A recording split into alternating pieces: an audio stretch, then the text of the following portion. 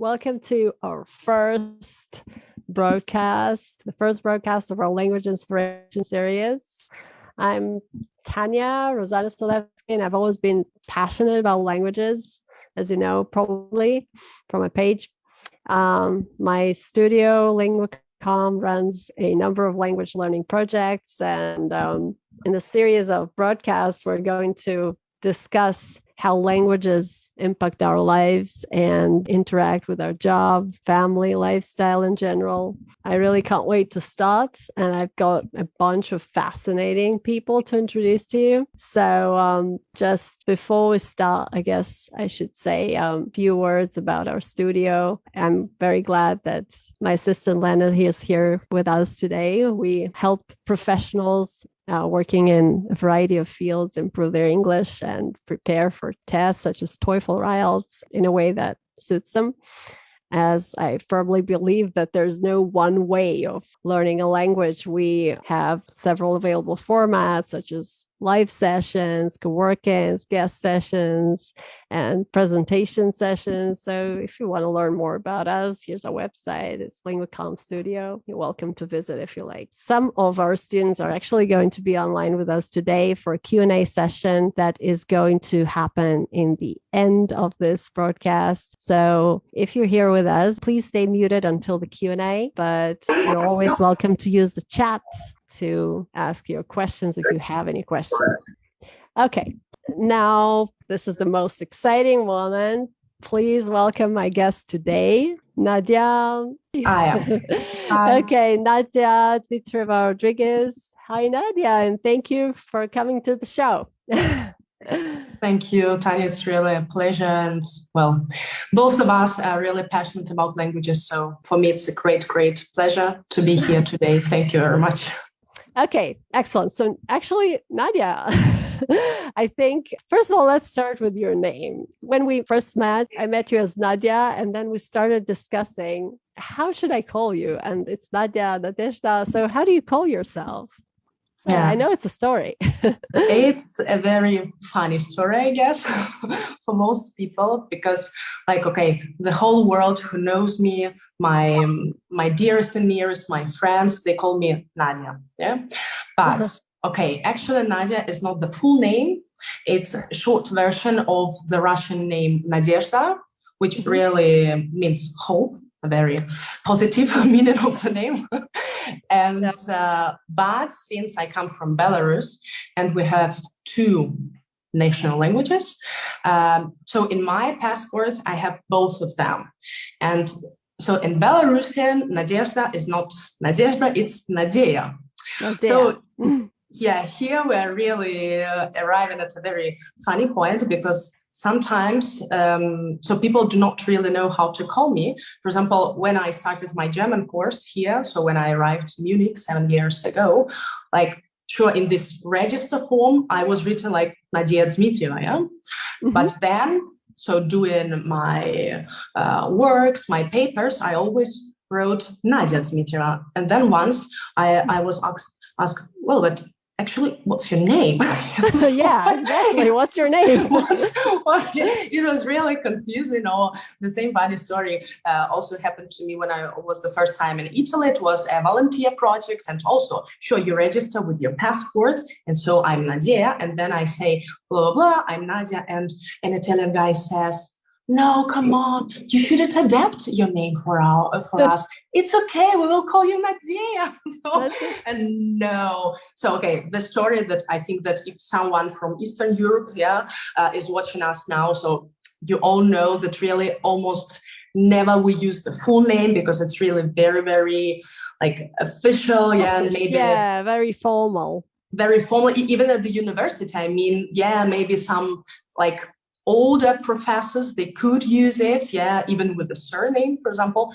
But if we're speaking about up-to-date professors, they would usually at least ask how would you like me How to would you call like you? to be called? Yeah. Okay. So for today, I'm Nadia for everyone. Okay. So for today, you're Nadia, but I just wanted to open with this question because when you're multilingual and when you live in different countries, your name becomes really, it's like a story. Okay. So how many languages do you actually speak? And what are they? Okay. The story is, so I come from Belarus, and there we have, well, okay, actually, in theory, but two national languages, so Russian and Belarusian. Unfortunately, I can't call both of them my mother tongue, yeah? Like I feel both of them, my native languages, but sure, like fluently, I just speak only Russian. And then, so speaking about foreign languages, so I started at school with English and then with German in my second language. And then at the university, it was a super crazy idea just to start from scratch with Italian. Italian, okay. Yeah. Wait a second. I stopped counting. So you have Russian, Belarusian, German, and English, and then Italian. Italian. Okay. Yes. And then the funny thing that actually was not in my plans, that I moved to Germany because I married a Catalan guy. So he comes from Barcelona, and now actually it's already almost 4 years, that we switched from Italian to Spanish. From Italian to Spanish. Okay. Spanish, so 6, if I'm right. So you mentioned that your husband is Catalan. So what are the languages spoken in your family? Like what languages do you speak at home? I guess it must be very confusing. Well, yes and no. So, as already said, so my husband and I, we started with Italian. It's almost 10 years that we're together. We started with English, but I think like 3 minutes after he asked me, do you speak some other language? And I said, yeah, I speak Italian. And he said, oh, me too. And it was actually a lie because he didn't speak Italian. So it was like, I called it Itagnol because it was Italiano and Espanol. So it was really, it was really a very, very cute mixture, a cocktail. But he improved his Italian with me. So we had been speaking for almost six years. And so then our daughter was born. And so when she was like 1 year old, I noticed that she actually could understand, Russian very well, but then not so well Spanish, but Italian instead. Because like mom and dad are speaking Italian at home all the time. And so then I said to him, I think it would be better we switched really the language, And so for now, the story is that I always speak only Russian. So with her now, I also have a baby boy. So, but he still doesn't answer. So with my husband, it's Spanish. But of course, since we live in Munich, in Germany, we have a huge German influence, because like my daughter, she goes to kindergarten, So, and when she is at home, she plays like with her dolls in German, so very often, and she mixes a lot, like there are really very, very sweet, like hybrids of some, like words in one phrase, like she can use all the three, like that's why it's almost Esperanto, we use at home. It sounds really interesting the way do you see what actually influences the language that you choose to speak? For example, you're at a dinner table, so you would probably speak Spanish, right? Or if you're playing with your children, maybe another language, or maybe if you're at the playground. So does the location influence the language you choose to speak? Well, also yes and no, because like according to linguistics, it's really, and also you have this super famous one person, one language rule. Yeah, that you should really always stick to one language. And well, actually, we are trying not to mix. I mean, okay, at least my husband, okay, I don't know, fortunately, unfortunately, he doesn't speak Russian, so it's not a problem for him not to mix Russian. But since I do speak Spanish, well, I noticed that sometimes when like all three of us, yeah, like no, four of us are speaking. Sometimes I can use something in Spanish, but I really I stop myself because I say no. I must speak only Russian. It's not so really because we don't have any family here, so she's actually exposed Russian only with me. Yeah, so maybe a couple of friends, but I mean it's not the same. That's why really even when we are having lunch, for example, all together, there is no only one language. Really, my husband is speaking Spanish and speaking Russian, and she really she switches, because my husband, he doesn't speak Russian, but he understands. It's not that he's thinking, oh my God, what are they talking about? So that's why it's like that. Yeah, in our family. And sure, if you ask about playing ground, or for example the same kindergarten, sometimes I notice that, for example, when I take her from the kindergarten, and when I speak Russian, I see that they are a little bit they feel that maybe we are talking about them and they do not understand, something like that. Or when we are in a shop, they also okay, and what are you talking about? Yes, it's a very subtle way, to say, hey, why don't you speak German? But I always explain, okay, if it were something connected with you, I would have said it in German. But now I'm speaking just with her, so I don't have to switch to German with my child. Just because of you, so that's why. So this is our philosophy. So you choose to speak as much Russian as possible, to be able to teach your children as much as possible of this language. I got it. Now, I actually was very curious also to ask you about those languages that you do not use on a daily basis. What do you do with them? Do you use them sometimes? Do you read in them? Do you use them for some kind of, for your job, or maybe for some other purpose? Well, for example, this is the story with Italian now. Yeah, because, okay, I used to speak it with my husband, but not now. And so, but of course, I'm trying to really to keep it alive, because okay, I'm watching movies in it. I have some friends, so some Italian friends, and so when we meet, okay, now with in Corona time, so when we meet online, and of course I read a lot. I read all the newspapers also, okay, online newspapers, like Il Corriere della Sera or La Repubblica. So I read it always. And my favorite one is Corriere dello Sport. I think it's one of the best sport newspapers in the world. Well, if you're a sports fan, can be. I am. I like football, and this is why when there's some kind of tension, or Scudetto, or some kind of a football championship. So I do read their webpage. I don't have the actual newspaper here, but okay. So because I say, sure, it's very important.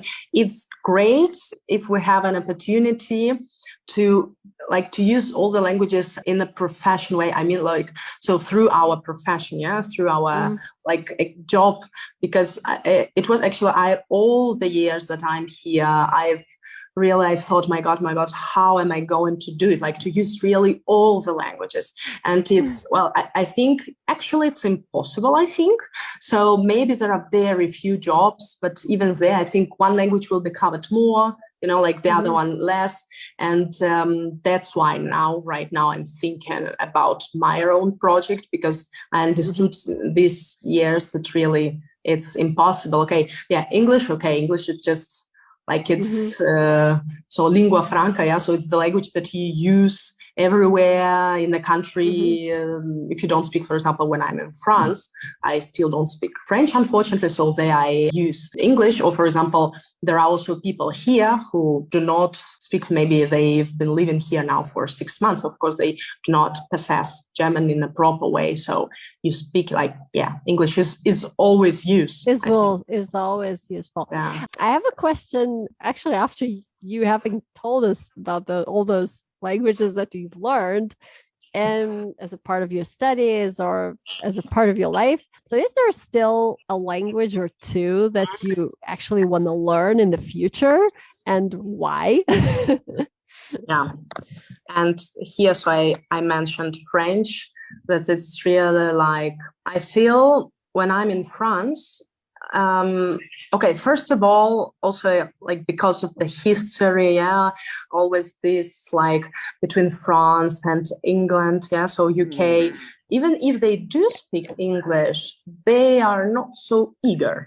So sometimes really, even at some good restaurant, I'd notice that I say, menu in English, but they bring me a menu in French. So really, and I see that that's on purpose. Really.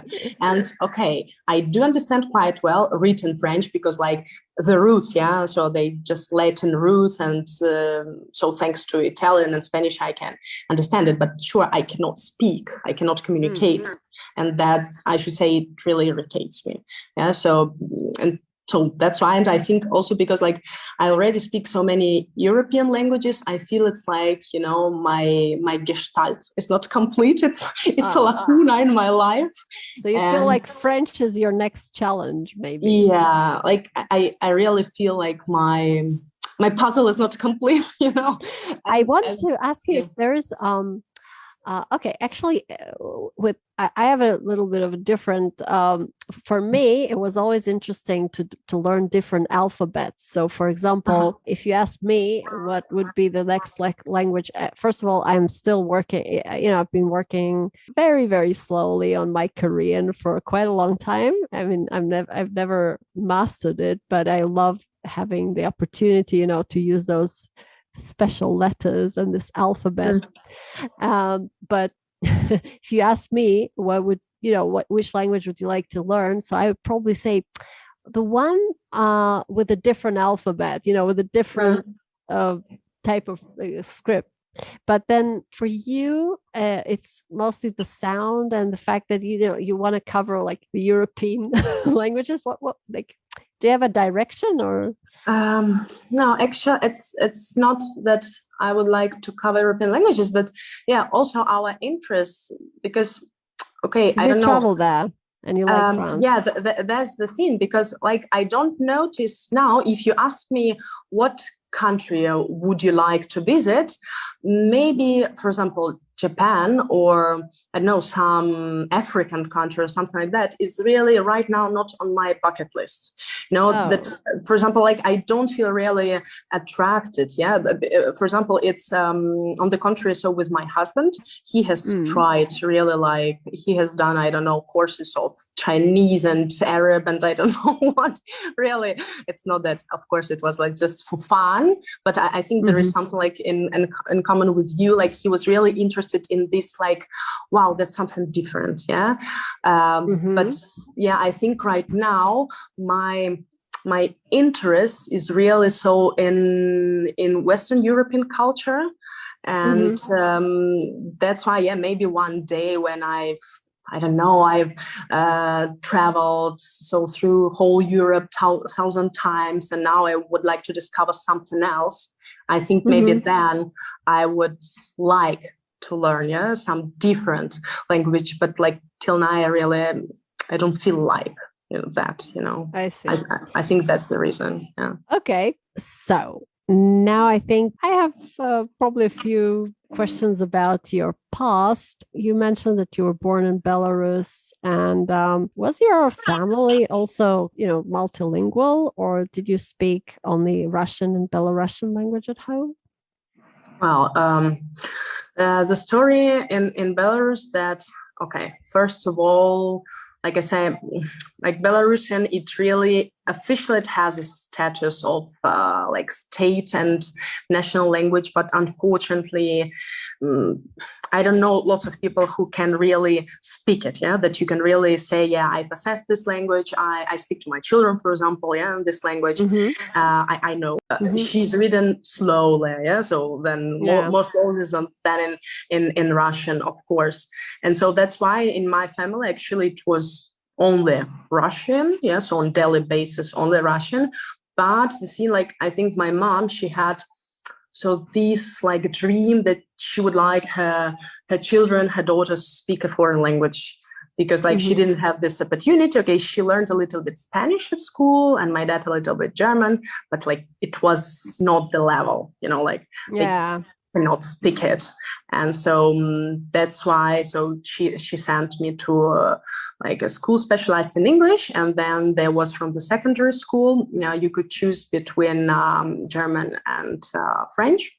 So I chose German, and yeah, so like that. And I think from that time, actually, this passion started developing, because I felt like, wow, it's something different. And now I can, like, this feeling when you learn a language and you like, you notice, wow, I can understand so many things. I can express myself. So it's really, it's such a pleasure. So for me, it's really, it's the feeling of this. Wow, that's cool. Yeah, I see. I have a question to you. When did you leave Belarus? When did you move to, like, the first, maybe, I'm not sure if you ever came back, but when did you? No, so, okay, I moved so here to Munich 2014. So it was, so now more than 7 years ago. And it was just after, so I finished my university studies, because like I knew, yeah, like I met my husband 2012, the beginning 2012, and I was really like in the middle of my university career, and it was such a sad story of like this relationship, yeah. So airplanes from Minsk to Munich, and Munich, Minsk, yeah. It was really, sometimes we met also so somewhere, yeah, so to see each other.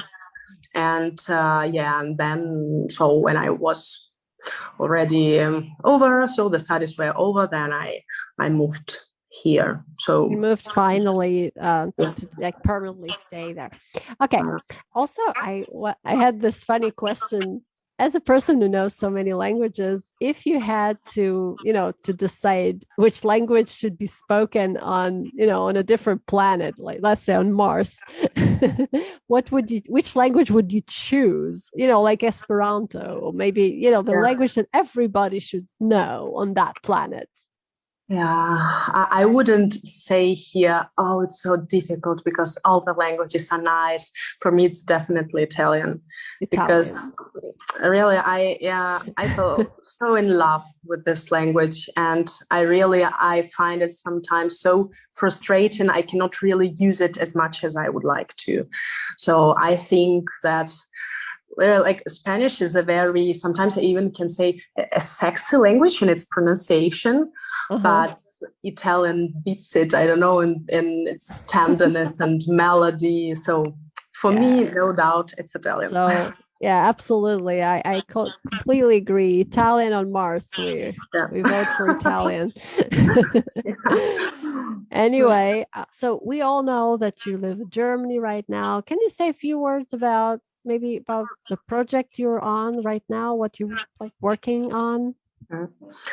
Yeah, actually, this project I've had in my mind for, I don't know how many years, maybe, okay, not 7, but like last 4 or 5 years, because I really, since I'm here, I've changed so many ideas. Like I've worked a little bit in PR, and I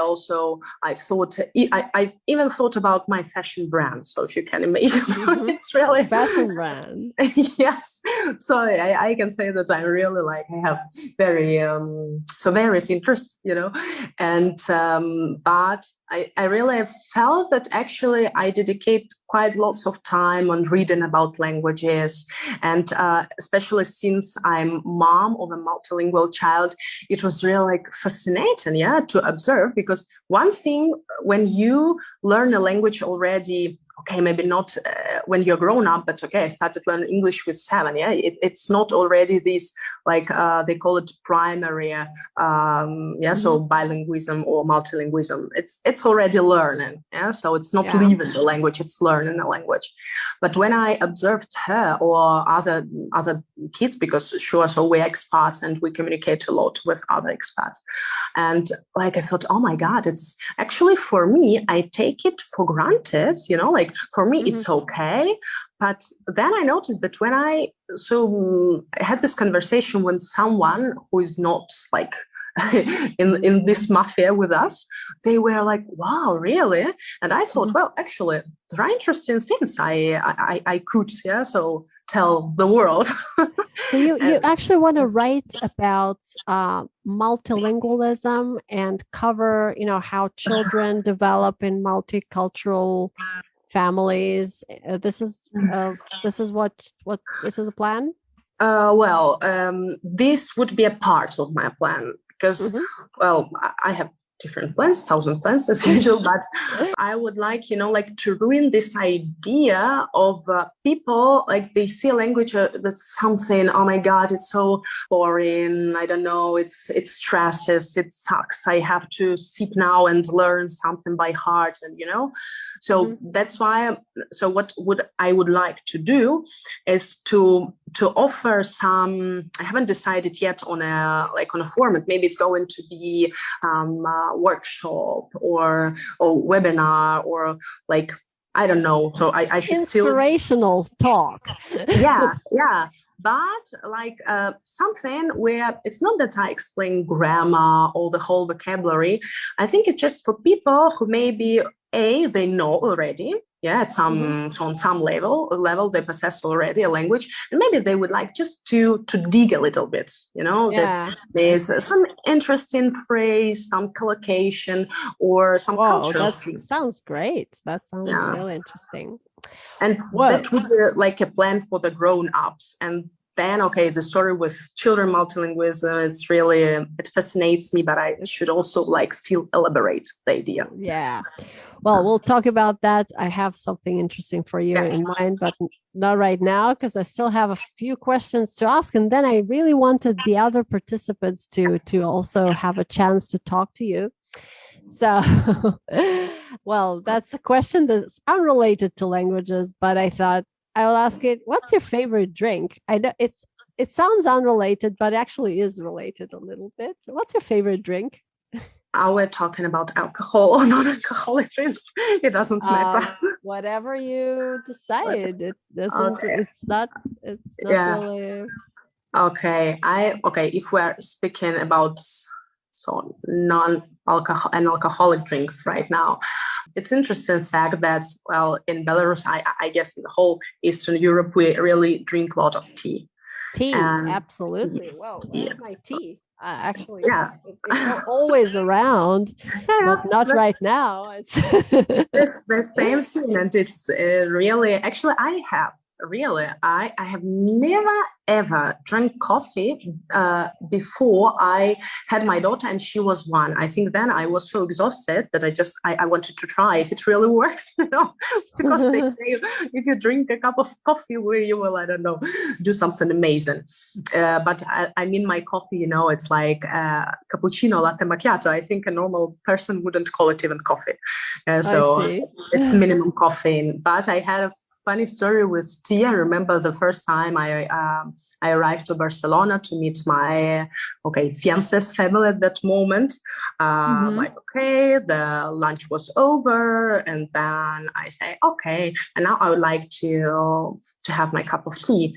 And she gives me a bottle of iced tea. And I say, no, I mean really a cup of tea. And she stares at me and she asks, do you mean a hot tea? It was really laughing. Who are you? Are you crazy to take a cup of tea or to have a cup of tea when it's plus 37? So it's really, even here in Germany, I was really it's amazing because the climate here is really like cold, but they don't drink tea. It's also more a coffee culture country, really. Like, yeah. But I must say that it's again, I know it sounds unrelated to languages, but actually it is really it's funny. When I first visited China back in 2000, I think it was 2015 or something. No, earlier. So it was around 2010. So I was looking for coffee, and then I had a problem because they didn't sell it. So there's only one place that I could find that. Really? Yeah. Wow. I mean, they sell coffee, but it's not like in Europe when you can get it anywhere. It's in special. Wow. Yeah, that's the difference.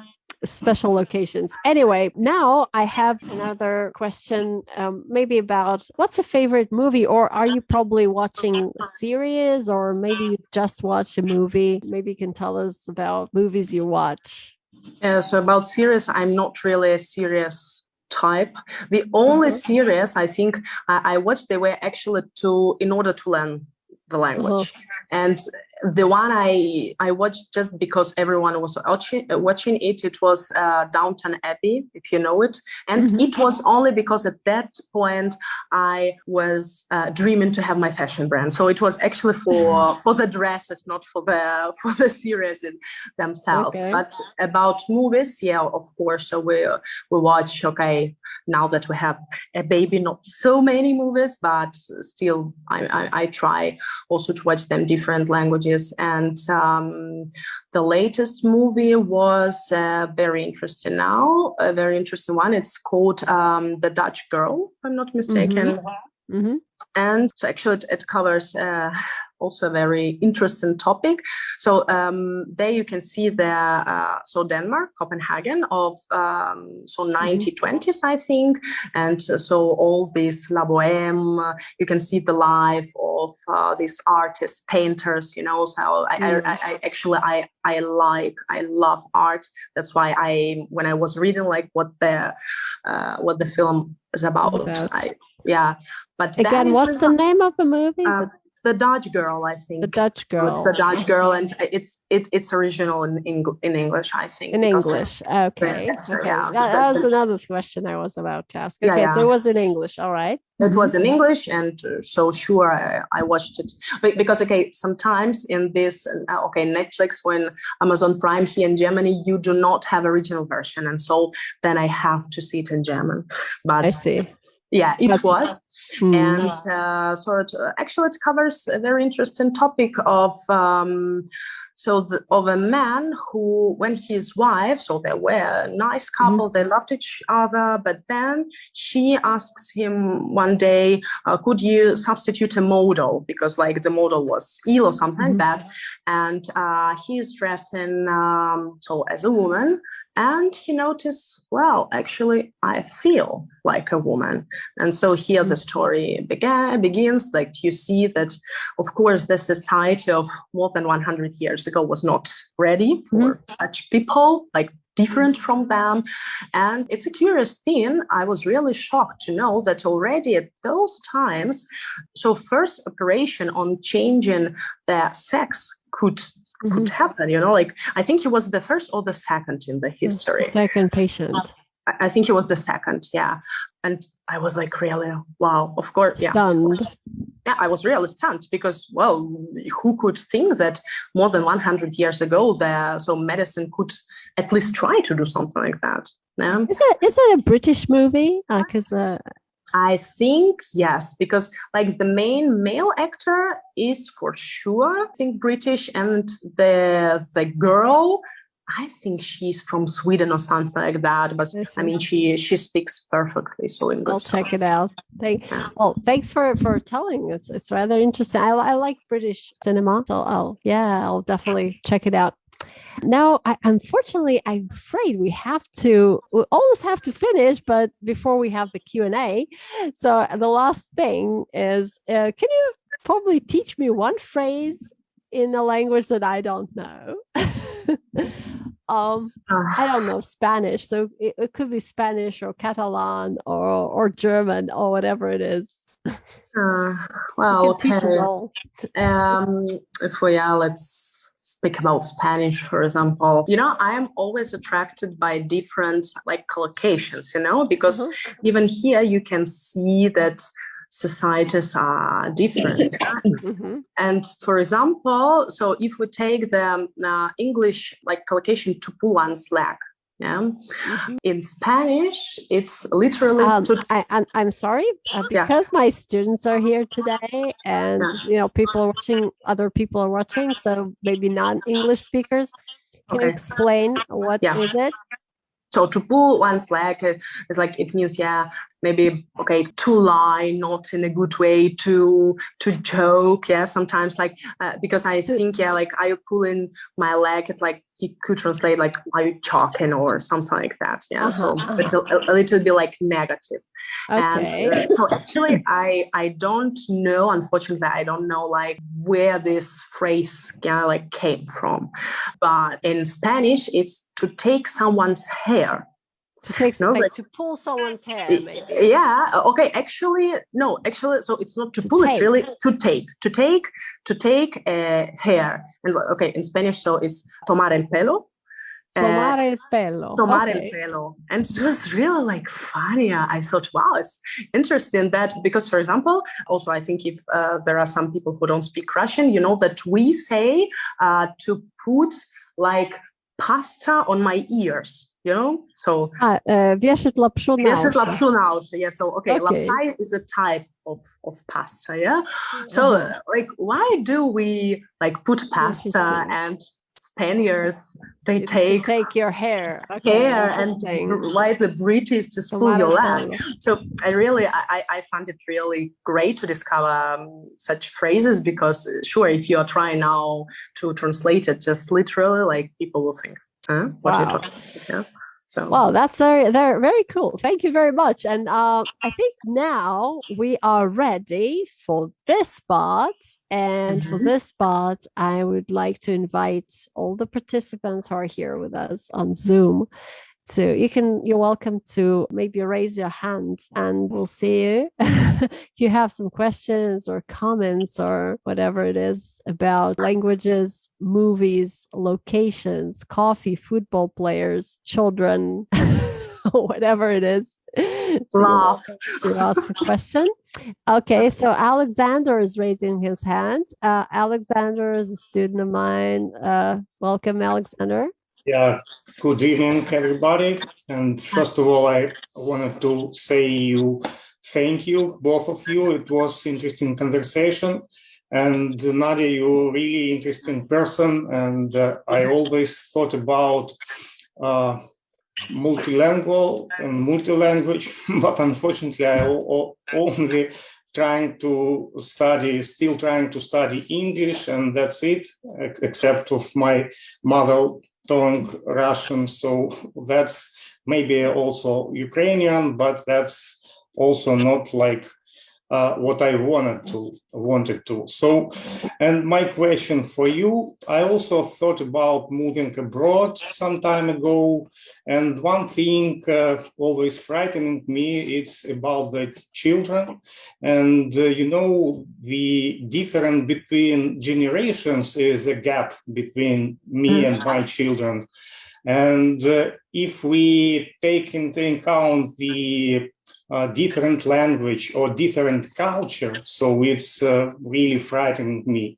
What do you think about that, and how do you think you can solve that gap between you and your children's? But the generation gap, but do you mean that in different countries the generation gap is different, or so is it connected? I think we even in our own country and our own culture, we have that gap, right? Yeah. But if we take into account the different country and different culture and different language, I'm afraid my children will be a little bit alien for me, Well, I understood your question. Well, Sure. I mean, even if we try to catch up with all the things that our children know now, I think we won't be like 100% their friends and know like all the things they know. And of course, countries, they can influence. Yeah. For example, I see now that, my daughter, okay, she's now 5, she's not a teenager now, something like that. Yeah. But she already can tell me some things that I think, wow, in my childhood, I couldn't even imagine. Yeah. Especially because I come from Belarus. I mean, those are okay. You can. So you live in Ukraine, yes, I can understand. So, Yeah. so these are two different realities, two different universes. That's why, yeah. But I really think that the generation gap is not so originally created by the language or by the culture, but the desire of parents to stay close to your children. Like it's more psychological, I think. Like, if you want to be a friend of your child, so if you are interested in the contemporary world, what is happening, what music is now on, or in what fashions, I don't know, what movies, I don't think it really depends on a country. And I do even think that if you move now with your children, they will actually make your life richer and more interesting, because they will be in the society where you cannot be, like at school, at university, and you will be always up to date. So I think it's not so frightening.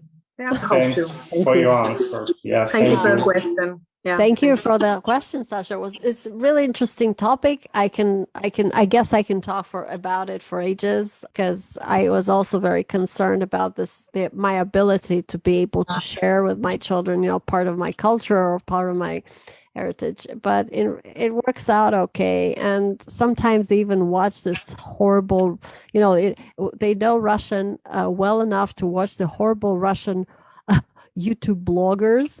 Yes, I have no idea. That's the downside of it. Yeah. Anyway, anyone else would like to comment? Benny. Okay, well, great. Benny, you're welcome. Hi. Questions? Hello. Good evening. Hi. First of all, thank you very much for the conversation. I have some question about native language. For years, I read about the definition of native language. It's language that the person count that. But if I need to count something in my brain, I count it in my native language. What language your daughter counts? Oh, I should tell you, it's a very interesting thing, because I noticed, first of all, about me, that I can speak all these languages, but when I even sometimes I speak, not sometimes, I very frequently I speak to myself. Yeah, maybe it can seem strange, and I speak in different languages. But when I have to count, I really count in Russian. I understood it now. I change it suddenly, it's really if I have to count it just for myself, not for the others, of course. My daughter, she really counts in all the languages. It depends on the linguistic situation for her. If she is with me, she counts in Russian. If she is with daddy, in Spanish, and so German. And really, I cannot say, maybe so Russian is a little bit so less used, for her than Spanish or German, for example. Maybe because it's also a little bit, I don't know, Spanish is really easier, so if you take grammar and everything. But I think it's no difference for her also in this aspect. She counts in all the languages. It's great. It's a very that's because that's exactly the difference, because she was raised like that. Wow. Yeah. Wow, Benny, you've just discovered the whole universe for me. That's a great language. This is going to be my. This is going to be my question. I'll put this question on the list of questions for our next guest. And wow, this is really interesting. Thank you. Great, thank you. I can see Lena is raising her hand. Yeah, Lena. I just want to say that I've heard the same thing about the counting, just give a person to drink some alcohol and just see in which language he or she swears. The same thing about counting, and it works. Really, I get it with some people sometimes, and okay, yeah, we see, yeah. Nadia, thank you so much. I will be the first participant if you open your course for Inspirational. Yes, inspirational talk for this group. And because I wanna, like, I speak with my child in Ukrainian, but a few days ago I just understand. I said, "Hi, my name is Lena," and he said, "My name is Vita." Okay, I've never learned him that, so it works with children. So I wanna say thank you, and it was really fascinating. Thanks. Thank you. I'm happy. Thank you. Yeah, well, the question of alcohol, unfortunately, that's yeah, I cannot promote alcohol. Never tested, but we'll notice the next time, how people start counting when they drink a little bit. Okay, anyone else would like to say something, comment, again, movies, sports, music. We have to. I could just see that there's so many other interesting topics. We can talk about. It's almost an endless conversation. So Nadia, really, thank you so much for being here with us. Thank you. And guys, again, if you don't have questions right now, but you still want to, say something later on, you're welcome. We'll try to answer everyone who's interested. So for those of you who are watching us on Facebook, thank you for being here. And thank you for staying with us today. And if you have an interesting story or language-related topic to discuss next time, you're welcome. Just let me know. And otherwise, just share this video, like it, and follow our announcements and don't miss our next guest. He's going to be quite interesting. I already know who it is. And next month, we're going to meet someone very interesting. Okay, anyway, thank you. And we'll see each other soon. Thank you, Tanya. Thanks a lot. It was a great evening. Thank you. Thank you. And goodbye. Thank you.